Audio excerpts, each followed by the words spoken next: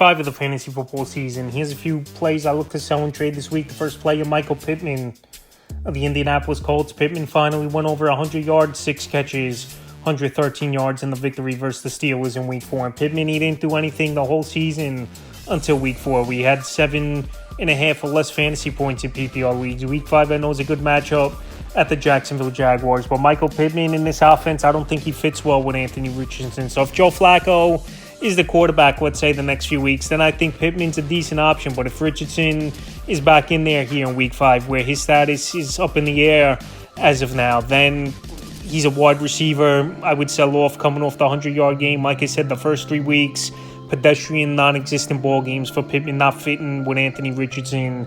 And right now, after coming off a breakout performance over 100 yards, he's a sell-high candidate this week. The next player is Jordan Addison of the Minnesota Vikings. Addison back in the lineup, and he found the end zone twice.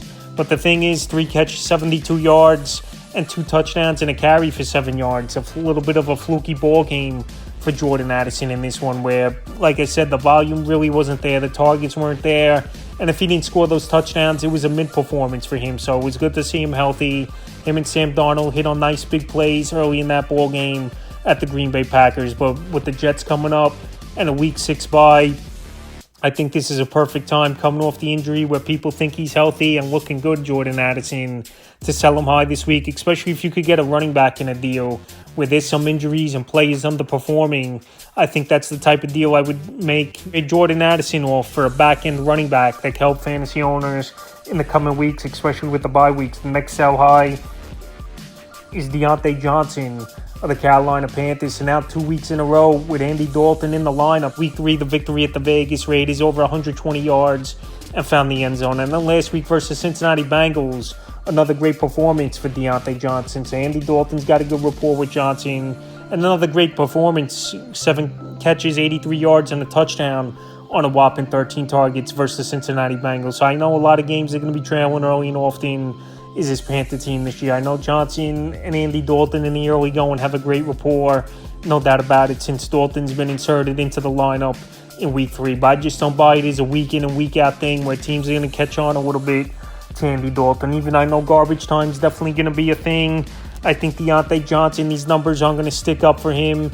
And we saw it the last couple of years where he wasn't much of a touchdown type of player. So while he's found the end zone 2 weeks in a row and his target rate is ridiculous, and I think it's going to slow down a little bit, he's a sell-high player this week. The next sell is his teammate Chuba Hubbert of the Carolina Panthers. So many factors why I would sell Chuba Hubbert off in the next couple weeks here. Number one, 2 100-yard rushing games in a row. I don't believe it's going to hold up for Chuba Hubbert. Number 2, there's going to be a lot of ball games. They're going to be trailing early and often, even though the last couple weeks they won obviously in Week 3 at the Raiders, and then last week it was close for the most part until that third quarter where they started pulling away a little bit with Cincinnati. And then the other thing, Jonathan Brooks is going to return to this lineup sooner than later, and they're not going to waste a second-round pick.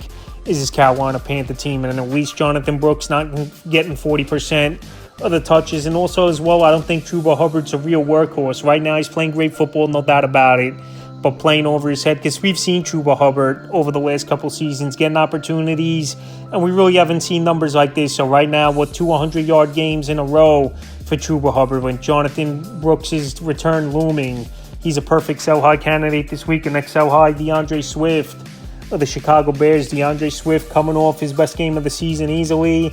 In the first 3 weeks, he couldn't even average 2.5 yards per carry, and then he goes out there in Week 4 and he bursts for 16 carries, 93 yards, a touchdown, and 7 catches, 72 yards on 7 targets. So the word was Roschon Johnson was going to get more looks for the Chicago Bears after he had a Week 3 ball game at the Indianapolis Colts with Johnson. He only had 7 carries, 26 yards, but he did get a goal line touch for a touchdown in that ball game versus the Los Angeles Rams. But Swift, he reclaimed that backfield after getting a whopping 25 touches, scoring 29 fantasy points in PPR leagues.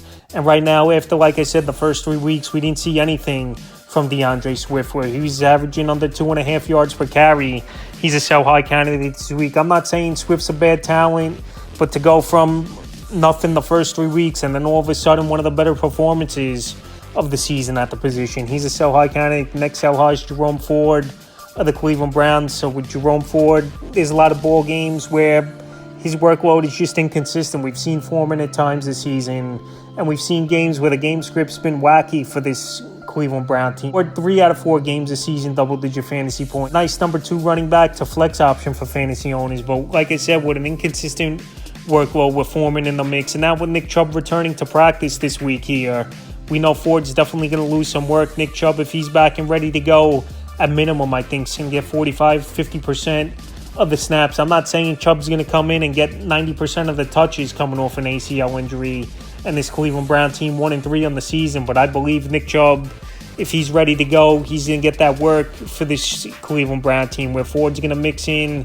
and be more of a passing downs back. So with those factors, second best game of the year with 10 carries, 58 yards, and 7 catches for 27 yards. He's a sell-high candidate this week, and the final sell-high candidate is Jaan Jennings of the San Francisco 49ers. So what a ball game, obviously, in Week 3 at the Rams. 11 catches, 175 yards, 3 touchdowns on 12 targets. And then we saw in Week 4, surprisingly, Deebo Samuel returned to the starting lineup for this San Francisco 49er team, where he didn't have a great game, Deebo, but obviously the snaps went down for Jaan Jennings, and he was the 4th target in that offense behind Deebo, behind Brandon Ayuk, and behind George Kittle, who scored a touchdown. But Jennings still went out there, and he had a solid performance, I thought, for a guy who was 4th fiddle on his offense. 3 catches, 88 yards on 6 targets, but including a 50-yard catch. That was a chunk of his day. So now Jennings is taking a backseat, like I mentioned, once again in this offense.